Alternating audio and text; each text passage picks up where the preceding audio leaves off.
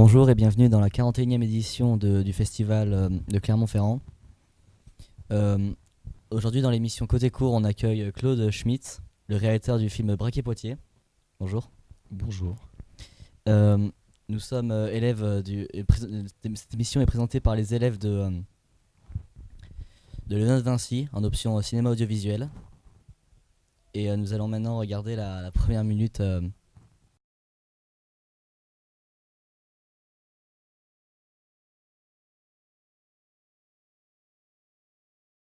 Bon, tu peux commencer quand? Ah, tout de suite, moi je suis libre. Bon, ce soir. Ce Tout est soir? prêt. Oui, vous y allez ce soir. Ok. Tu verras, Wilfried est sympa. Il vit seul, pas de famille, pas d'amis, pas de femme. Dans le trou du cul du monde, au fond d'un cul-de-sac. Vous y allez, vous tapez à sa porte, il est sympa, il vous ouvre. Faut tenir un mois. Vous savez le coup, faut tenir un mois. Ah, moi? Vous l'enfermez dans sa chambre, vous lui filez à bouffer. C'est la canicule, là. Tout le monde rafraîchit sa caisse, bientôt les vacances. Hein, ils vont tous les pomponner avant de partir en camping. Ça veut dire 5 à 7 bagnoles. En permanence, par carouage, 6 carouages. Pourquoi ça rapporte beaucoup ça? Moi, je pense qu'on peut faire dans les entre 20 et 25.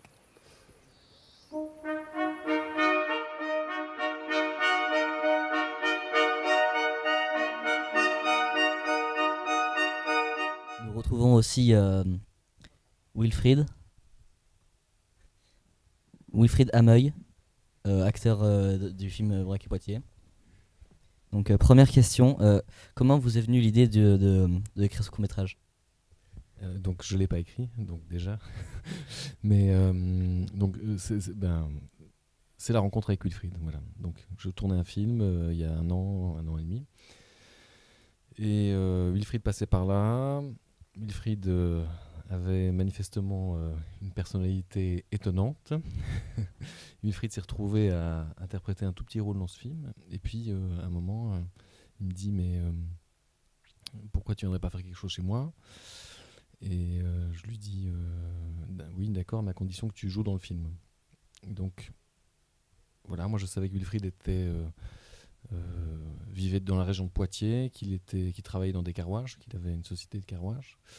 Et donc de là est né ce projet où on a en quelque sorte greffé en fait une fiction à la vie de Wilfried pour donner un film, le film que vous avez vu. Et c'est donc un film qui est vraiment toujours à la frontière entre la fiction et la réalité et qui rassemble des gens très différents, qui viennent d'horizons divers, des gens qui sont acteurs, pas acteurs, et qui tous ensemble racontent cette histoire qu'on a inventée au jour le jour, en même temps qu'on la tournait. Voilà. Donc vous avez raconté comment vous avez rencontré Wilfried, et comment vous avez rencontré, sous quels critères, le reste du casting? C'est des gens avec qui je travaille depuis longtemps. Il y en a certains qui sont des acteurs. Par exemple, Hélène et Lucie, qui jouent les deux filles dans le film, sont des actrices de formation. Et les autres personnes sont des gens qui viennent d'horizons très différents et que j'ai rencontrés dans la vie, quoi.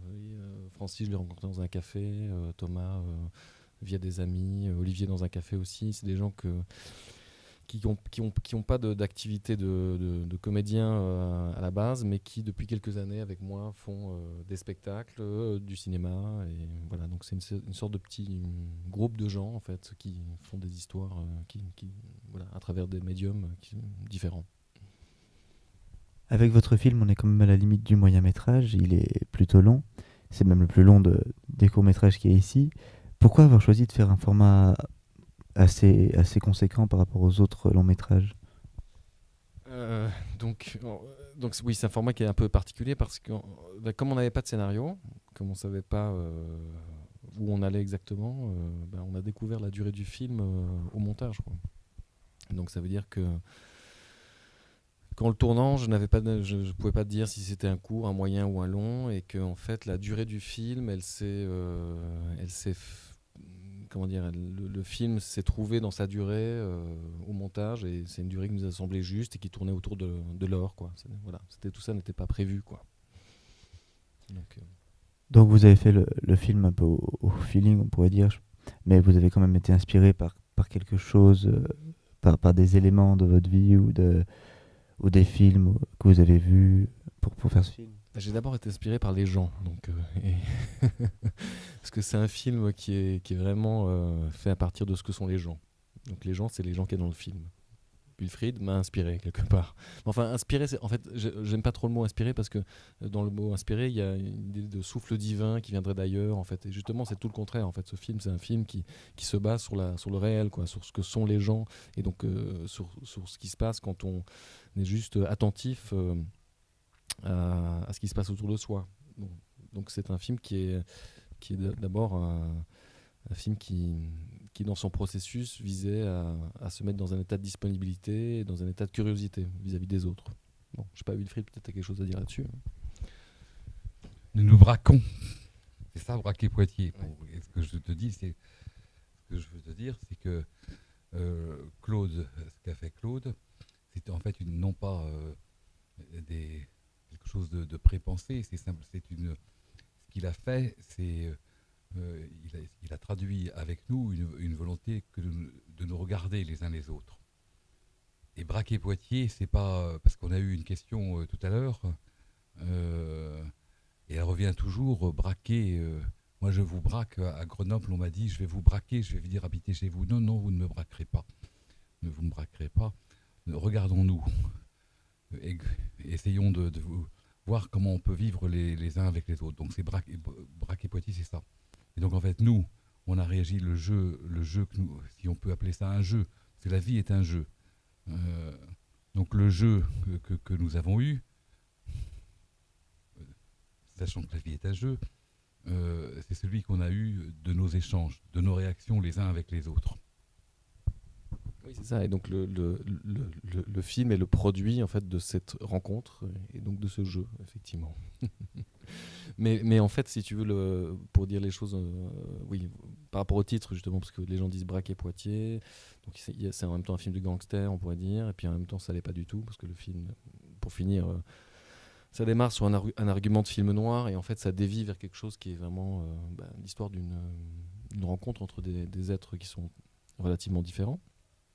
Et donc le titre, à ce titre, il a, c'est le cas de le dire, il a un double sens, quoi. C'est-à-dire que braquer Poitiers, c'est en même temps braquer dans le sens du braquage, et puis braquer dans le sens regarder quelque chose. Donc, poser le regard sur un endroit précis, avec des gens précis, dans une temporalité précise.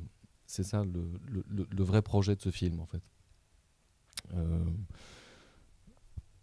Oui. En fait, le film, c'est tenter de nous regarder pour tenter de trouver des solutions, tenter de comprendre pourquoi est-ce qu'on est arrêté, pourquoi justement, c'est pour ça qu'on joue avec l'argent, enfin que l'argent paraît...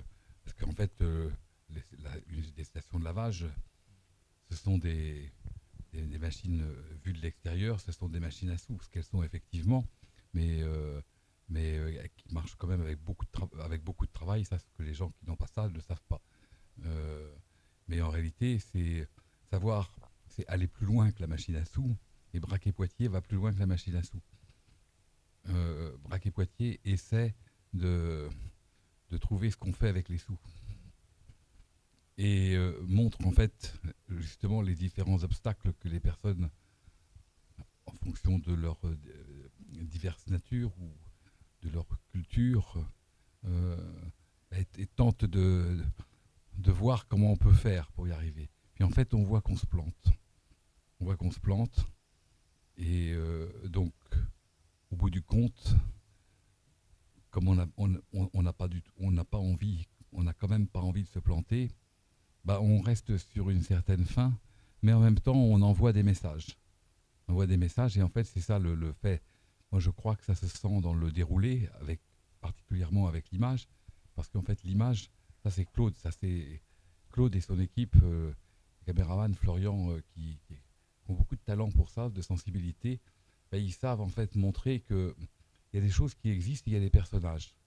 Et en fait, on essaie de marier. Ce qui est assez bien, c'est que les personnages se marient avec un endroit qu'ils ne connaissent pas. Et voilà, ils cherchent à trouver des solutions. Oui, à entrer. Moi, je trouve ça joli. J'ai pensé il y a quelques jours, c'est entrer en confluence. Voilà.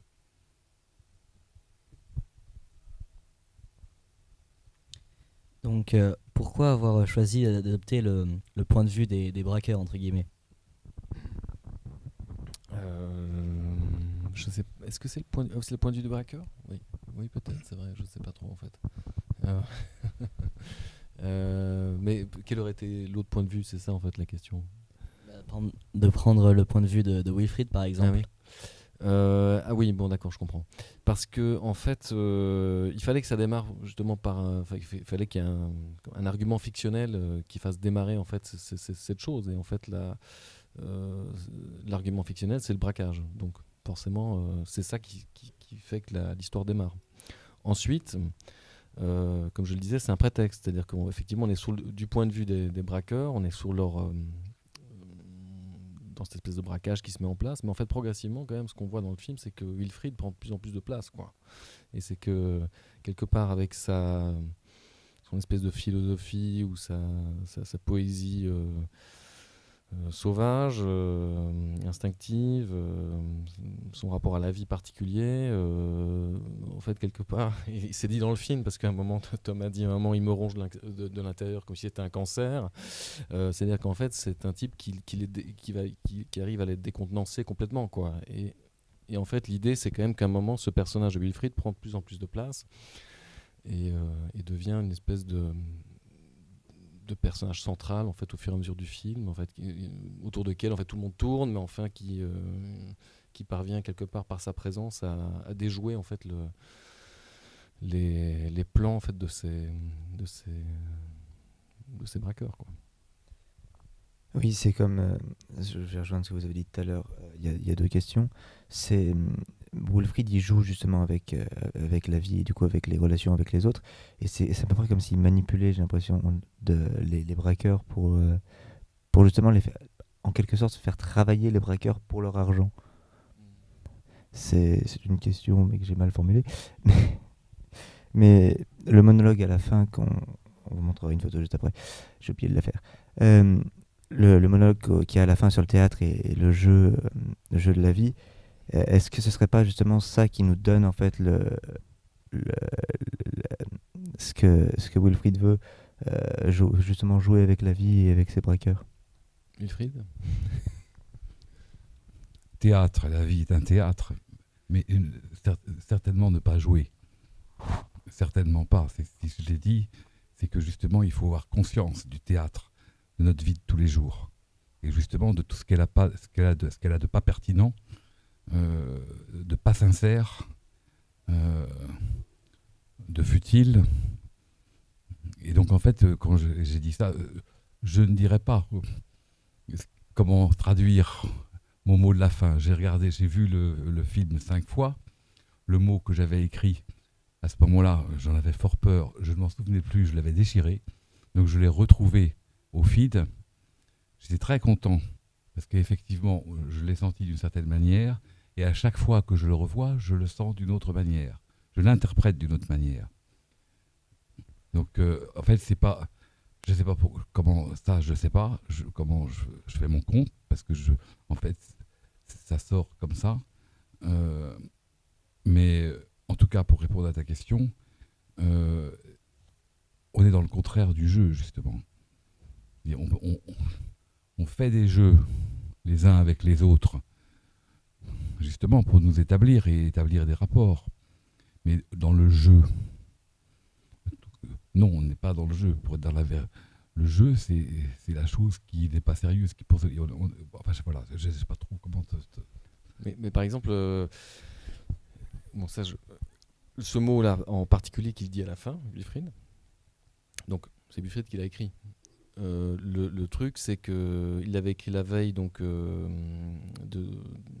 on était à la fin du tournage. Et Wilfried avait écrit ce mot pour nous, en fait, pour l'équipe, en fait. Et moi, j'avais juste dit à Wilfried le lendemain, mais pourquoi tu le dirais pas plutôt aux deux personnages du film, à Olivier et Bilal. Et donc voilà, moi j'ai découvert donc ce mot en même temps qu'on l'a filmé. Et donc c'est ce que je disais déjà tout à l'heure, mais c'est que je suis pas sûr de comprendre moi-même ce que veut dire ce mot. C'est-à-dire qu'il y a des choses mais je comprends qu'il dit quelque chose. Enfin, quelque part, il y a une vérité dedans, mais je suis pas sûr de comprendre de quoi il s'agit. Et en fait, c'est bien parce que la question n'est pas de savoir si moi je dois tout comprendre, en fait, même du film que j'ai fait. Vous voyez ce que je veux dire? C'est que chacun, pour finir, est libre d'y trouver sa part une part de vérité ou que ça résonne à un endroit. Moi, j'aime bien que ça reste un peu cryptique. Oui. En fait, les mots, ils servent principalement à nous atteindre les uns les autres. Alors, ce qui est formidable, c'est que quand on dit une parole, si on dit la table, c'est la table et ça s'arrête à la table. Oui. Elle est la table pour tous. Moi, mon mot, on peut le comprendre de 100 manières différentes. Puisque moi, je vois 6 fois le film et chaque fois, je le sens dans ma tête différent. Donc, ce qui est important, et c'est le principe, je crois, qui fait nous réunir avec Claude et tous ceux qui étaient là. Le principe, c'est de nous parler les uns aux autres et de nous atteindre. Donc le mot, en fait, je ne comprends pas très bien. Moi, je comprends un moment, et puis un autre moment autrement. Je sais comment je suis dans mon intérieur, pour moi-même. Je ne sais pas s'il est intéressant pour les autres. Mais par contre, ce qui est intéressant et ce qui est sympathique, c'est de dire des mots et que les mots soient ressentis au même instant, de 10 manières ou 100 manières différentes par ceux qui les entendent. Et c'est ça qui me fait plaisir dans cette affaire et qui nous a fait plaisir à tous. Voilà. Pour donner. Donc, dans la scène finale, on nous laisse penser que les braqueurs se renouvellent et que du coup Wilfried en manipule toujours d'autres. Est-ce que vous êtes d'accord? Alors, quand ils se renouvellent, tu veux dire quoi? En fait, tu parles Que les deux personnages auxquels il parle à la fin Oui, avec les deux petits, oui. remplacent ceux d'avant. D'accord, ok. Et que donc, Wilfried en manipule d'autres, c'est ça que tu dis? Oui. Oui, je ne sais pas. Pour moi, la question de la manipulation de Wilfried dans le film, bon, ça on peut en discuter, mais j'ai l'impression que je crois que Wilfried ne manipule pas. Je pense que Wilfried est comme il est et que c'est parce qu'il est comme il est que en fait les choses sont bousculées, quoi. Simplement, il n'y a pas c'est pas un être machiavélique dans le film. Il n'essaye pas de se mettre à un endroit au-dessus des autres où il n'a pas un plan. Je pense qu'il existe, il réagit, il est simplement dans les rapports avec les autres. Et en fait, oui, par contre, il y a quelque chose il y a un effet de miroir en fait avec les deux, avec Olivier Bilal à la fin. C'est vrai, mais pour moi qui a une autre tonalité, quoi. C'est-à-dire qu'en fait là il y a une écoute quand même. Le film se termine là-dessus, hein, on ne sait pas ce qu'ils pensent les deux de ce que Wilfried vient de leur dire, mais il y a une écoute. Il y a une écoute. Alors est-ce qu'après ça les gens vont arriver à se rencontrer autour de ça? Ça c'est le mystère du truc. On ne sait pas. Voilà. Mais je pense qu'il n'y a pas de manipulation, hein, Wilfried, je pense. Absolument pas. Oui, de la part de ton personnage, ni de toi d'ailleurs. Ni de moi-même, ni du Enfin, on manipule personnage. tous un petit peu, mais Ouais. je veux dire, en tout cas pas de manière. Il n'y a pas de stratégie Il consciente en tout cas. Il y a une volonté. Oui. Ça, c'est indéniable. Une volonté, oui, ça, très forte. Une manipulation, c'est le contraire de ma pensée. Oui.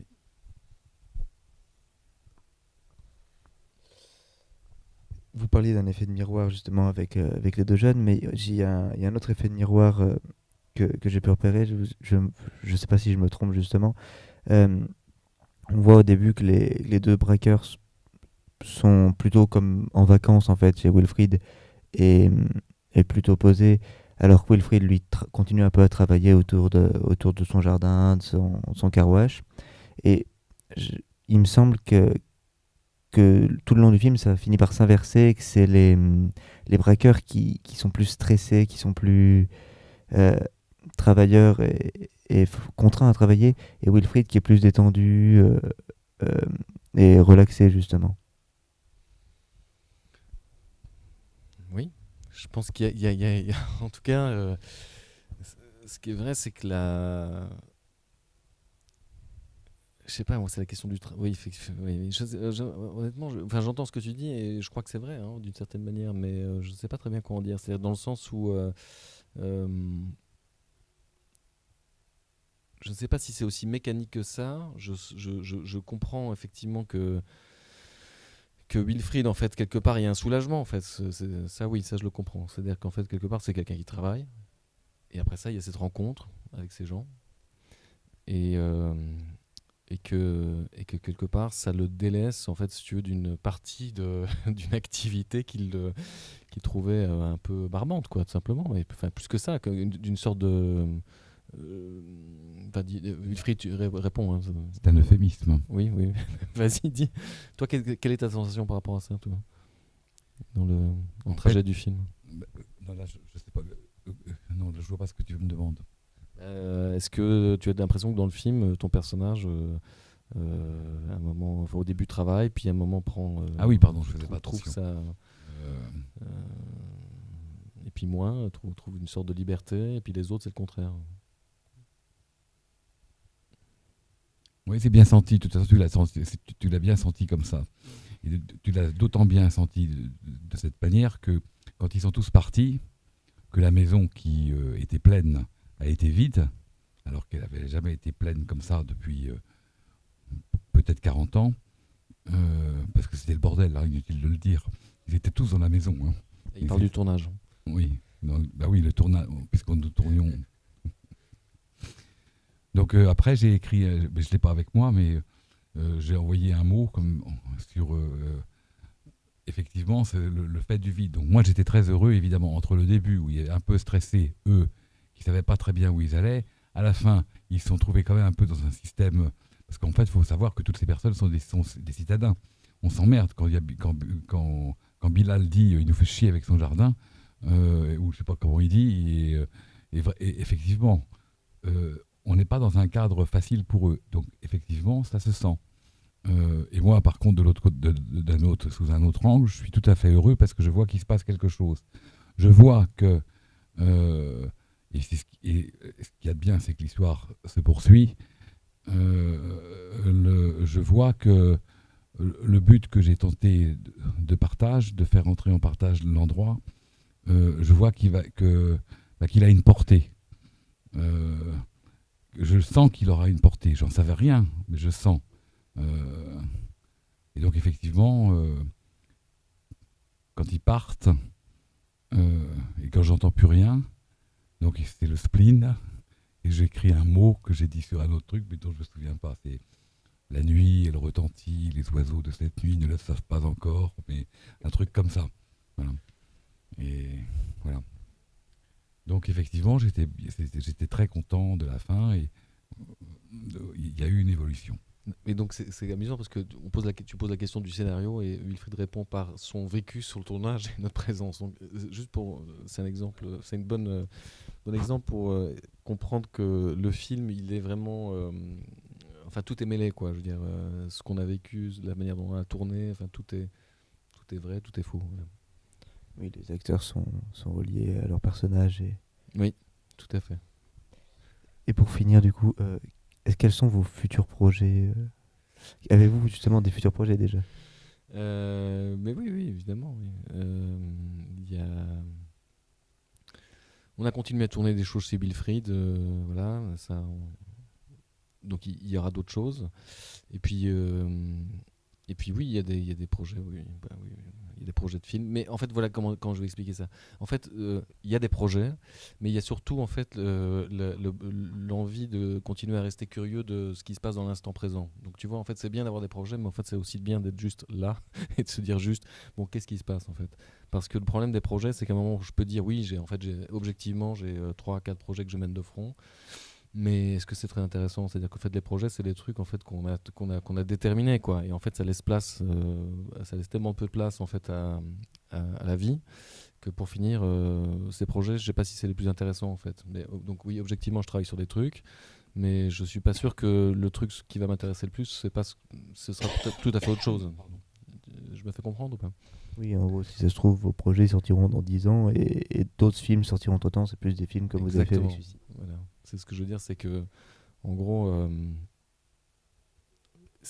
fait, c'est très intéressant parce que tu vois, ça relie la question du travail et de ce que tu disais juste avant sur le travail et la vacance, en fait, je sais pas comment il faut dire, enfin, le fait de se sentir libéré de quelque chose, ben, c'est la même chose. C'est-à-dire qu'en fait, quand il y a des projets, ben, c'est le travail, en fait. J'ai l'impression d'être en train de travailler et j'aime pas trop ça. Enfin, c'est pas que j'aime pas travailler, mais je n'aime pas d'avoir l'impression d'être en train de produire quelque chose, quoi. Et puis, il y a cet autre état qui est l'état où tout d'un coup on se rend disponible en fait au réel, quoi. Et puis et là, il y a d'autres choses qui peuvent naître. Et c'est souvent les plus intéressantes. Donc, voilà, l'état de disponibilité, la question du travail, de ce qu'on représente dans la société, etc. C'est au cœur du film, mais c'est aussi au cœur de mes problématiques dans la vie. C'est au cœur de la vie de Wilfried aussi, je pense. Voilà, être. Comment être